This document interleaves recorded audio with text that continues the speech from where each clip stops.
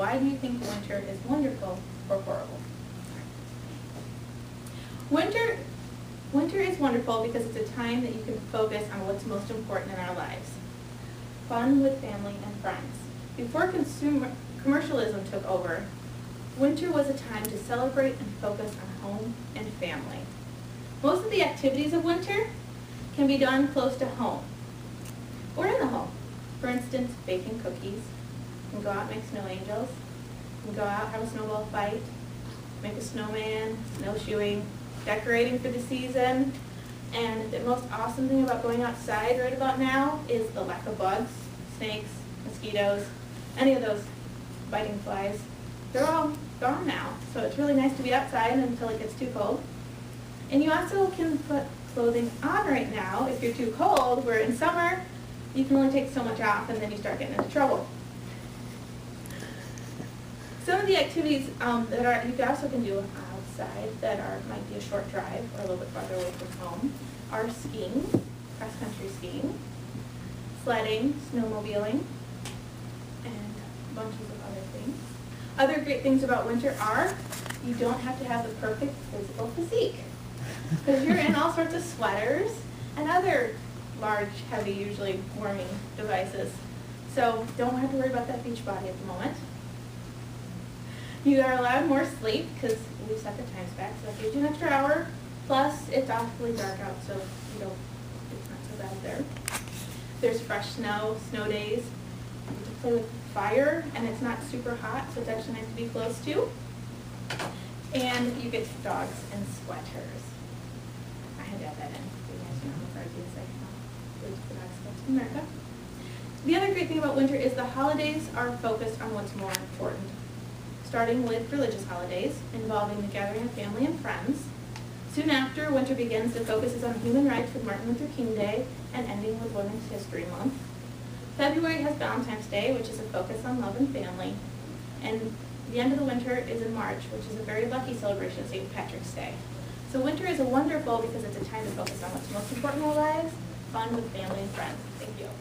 So for winter holidays, I thought I would speak on some of the more common ones that we all know. For example, Christmas.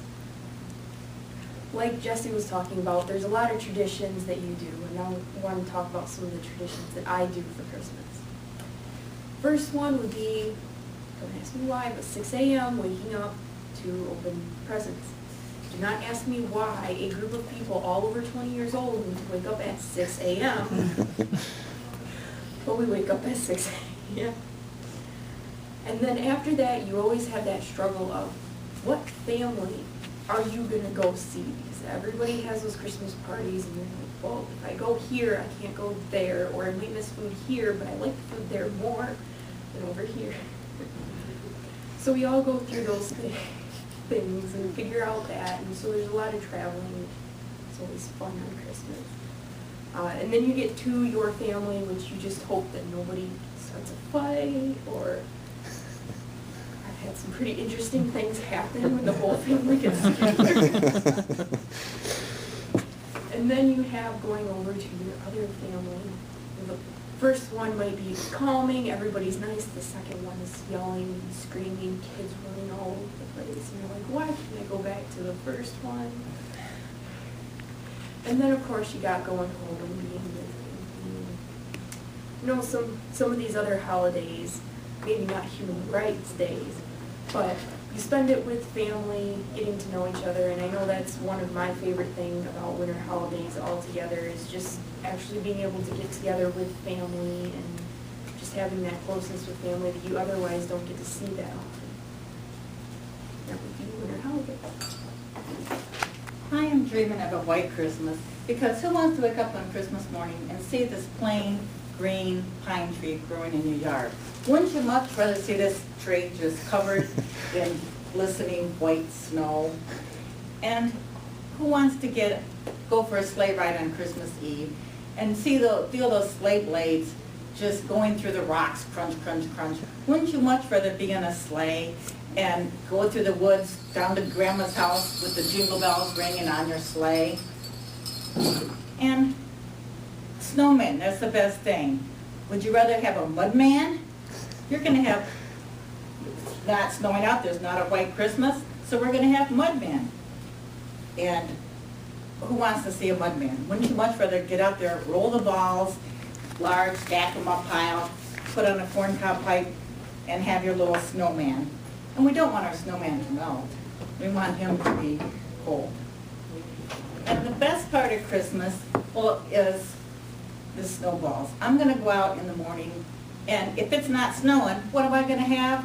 I'm going to have mud balls. Who wants to have a bunch of mud balls? It's great to get out and hide behind a tree, watch your family, your friends, your kids, your grandchildren, your spouse come out behind the door. And when they come out the door, the best thing you can do is throw snowballs at them. And that's why I am dreaming of a white Christmas. Thank you.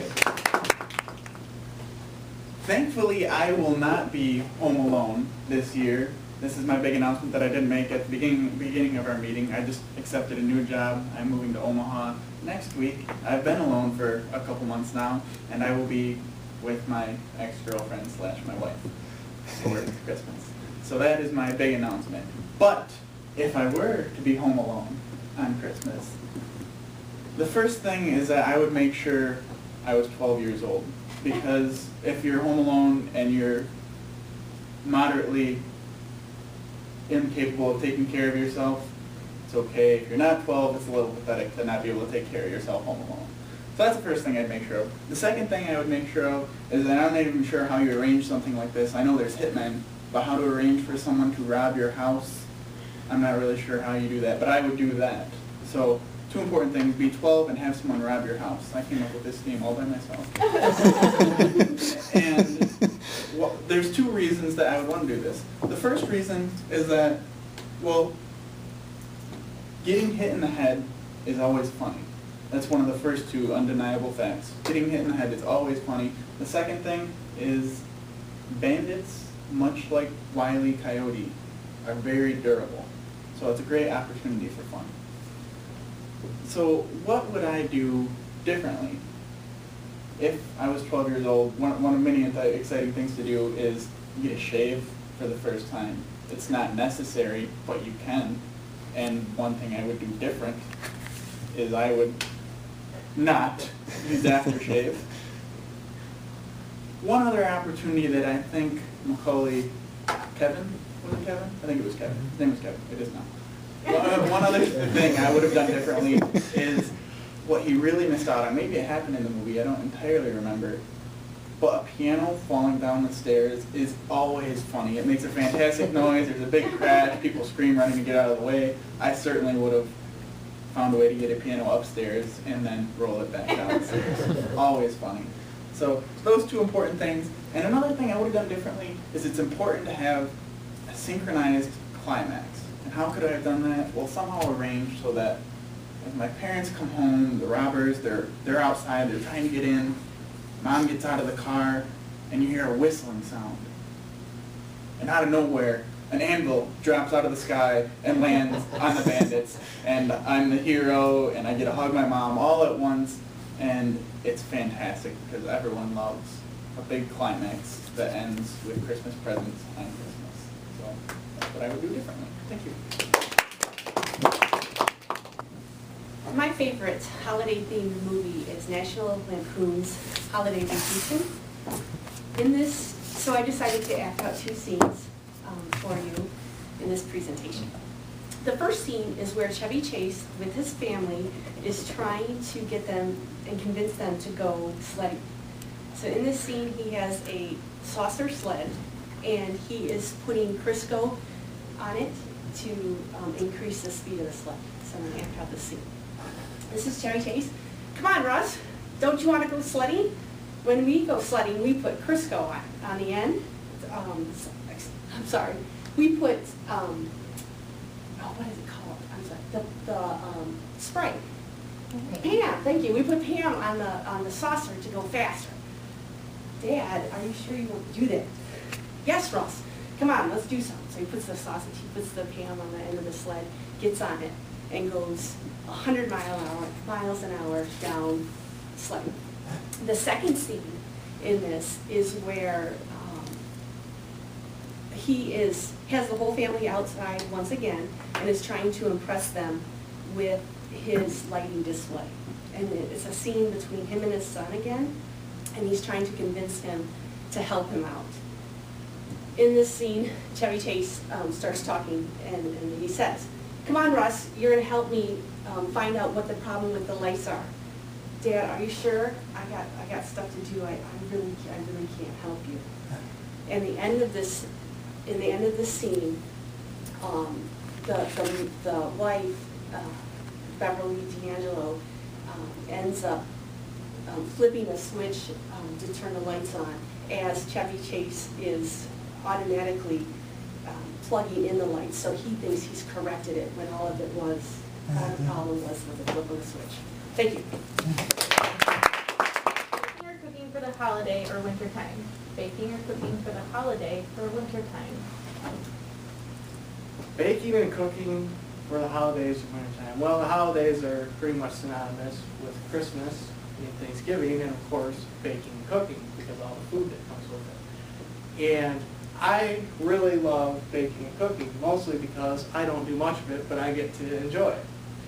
Now, every year, in the light of traditions, every year we have Thanksgiving and Christmas. Those are two of the big holidays that come up, and also deer hunting is right in there. And for me, like I said, I don't have to do much of the cooking or the baking, but I get to enjoy it. Except on Thanksgiving, we're sort of starting a new tradition, and I will cook or deep fry a turkey, which is a fun experience if you've never done it. You have to be really careful, learn that the hard way.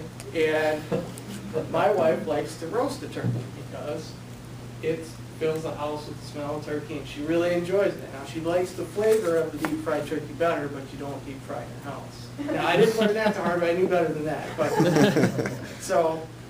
But that's about the extent of the cooking that I do during the holidays. Now, when it comes to deer season, one of the traditions that we have is after we finish the day of hunting, we come in and we get to have, well, we share our stories, of course, but we have dinner and we share the stories over dinner. It's usually myself and my brothers and sometimes some uncles and a cousin, and so it makes for a really good kickoff to the holidays.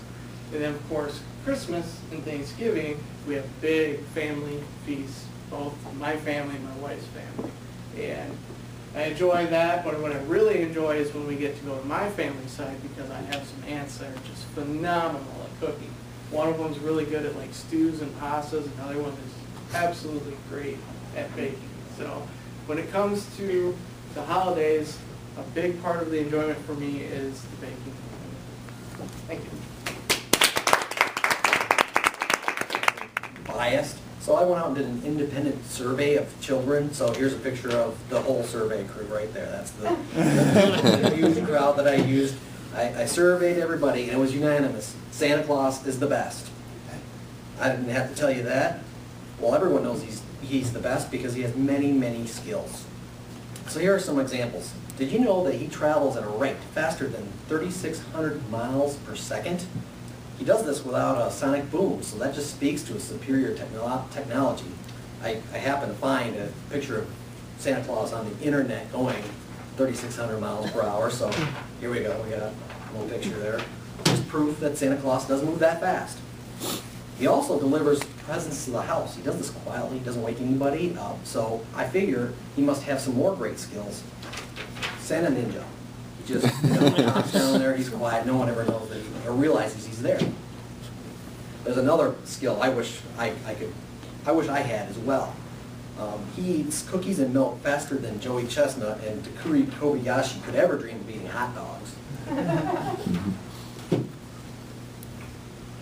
After that, I asked the survey takers, why is Santa the best? And they said, basically, he gives us gifts. So that was an honest answer, and I thought they might be slightly biased. But I think that just provides us with proof of his generosity. So as you can see, Santa Claus is the best. Thank you.